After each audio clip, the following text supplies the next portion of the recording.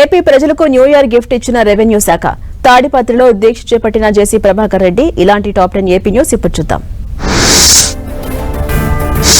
AP ప్రజలకు revenue శాఖ new year gift ఇచ్చింది. 22A లిస్ట్ నుంచి కొన్ని రకాల భూములు తొలగిస్తూ నిర్ణయం తీసుకుంది. 5 రకాల భూముల్ని 22A నుంచి తొలగిస్తూ మంత్రి అనగానే తొలి సంతకం చేశారు. మిగతా 4 రకాల భూములపై త్వరలో చర్చించి నిర్ణయం తీసుకుంటామని తెలిపారు. ఈ నిర్ణయంతో భూ యజమానులకు భారీ ఊరట ఇచ్చింది ఏపీ సర్కార్. 2026 నూతన సంవత్సరాన్ని పురస్కరించుకుని తాడిపత్రిని మరింత అభివృద్ధి చేసేందుకు మున్సిపల్ చైర్మన్ జేసీ ప్రభాకర్ రెడ్డి ఒక్కరోజు దీక్ష చేపట్టారు. తాడిపత్రిలోని ప్రజలు ప్రతి ఒక్కరూ మున్సిపాలిటీ అభివృద్ధికి సహకరించాలంటూ ఎవరి ఇంటి ముందు ప్రదేశాన్ని వారే పరిశుభ్రంగా ఉంచుకోవాలని తెలిపారు. ఎవరి వీధిలో వారే ఒక కమిటీగా ఏర్పడి శుభ్రం చేసుకోవాలని సూచించారు. ఎస్టీలకు 3 జిల్లాలు ఏర్పాటు చేసిన ఘనత సీఎం చంద్రబాబు నేతృత్వంలో కూటమి ప్రభుత్వానిదే అని మంత్రి గుమ్మడి సంధ్యారాణి అన్నారు. ఎస్టీలకు పాలన దగ్గర చేస్తూ అల్లూరు, పార్వతీపురం, మన్యం, పోలవరం జిల్లాలు ఏర్పాటు చేస్తారని తెలిపారు. గత ప్రభుత్వం అనాలోచిత నిర్ణయంతో అరకు పార్లమెంట్ను విడదీసిందంటూ మంత్రి విమర్శించారు. ప్రజలపై విద్యుత్ భారం పడకుండా ఏపీ సర్కార్ కసరత్తు చేసింది. ట్రూ ఆఫ్ ఛార్జీల భారాన్ని భరించేందుకు సర్కార్ సిద్దమైంది. విద్యుత్ ఛార్జీలు పెంచేందుకు డిస్కంలు ట్రూ ఆఫ్ ప్రతిపాదనలు పెట్టాయి.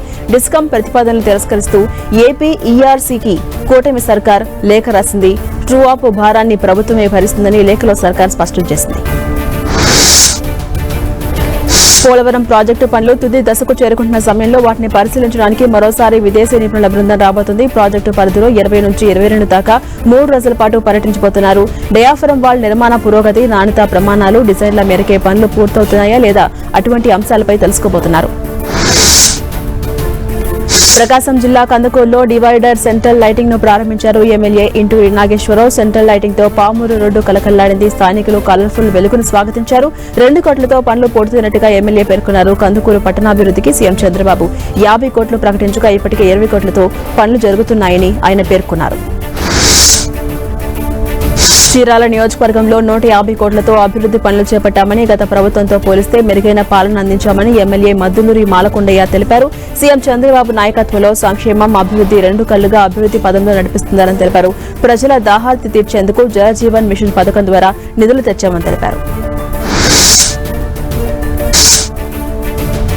నూతన సంవత్సరాన్ని పురస్కరించుకుని తిరుమల శ్రీవారిని ఇవాళ పలువురు ప్రముఖులు దర్శించుకున్నారు. ఏపీ హైకోర్టు న్యాయమూర్తి వెంకట జ్యోతిర్మయి, జమ్మూ కశ్మీర్ గవర్నర్ మనోజ్ సిన్హా, సుప్రీంకోర్టు న్యాయమూర్తి Atal S Chandurkar, Telangana deputy CM Bhatti Vikramarka ఇతరులు శ్రీవారిని దర్శించుకుని మొక్కులు చెల్లించుకున్నారు. దువ్వాడ మాధురి అప్పన్న ఆడియో వ్యవహారంలో బిగ్ ట్విస్ట్ నెలకొంది. అప్పన్న కనిపించట్లేదంటూ శ్రీకాకుళం ఎస్పీకి అతని భార్య చంద్రకళ ఫిర్యాదు చేసింది. ఎస్పీ మహేశ్వరరెడ్డిని స్వయంగా కలిసిన ఆమె తన గోరును వెళ్లబుచ్చుకుంది. సోమవారం నుంచి తన భర్త కనిపించట్లేదంటూ ఆవేదన వ్యక్తం చేసింది. ఎవరో 2 వచ్చి తీసుకెళ్లారని అప్పన్న భార్య చంద్రకళ ఆరోపించింది.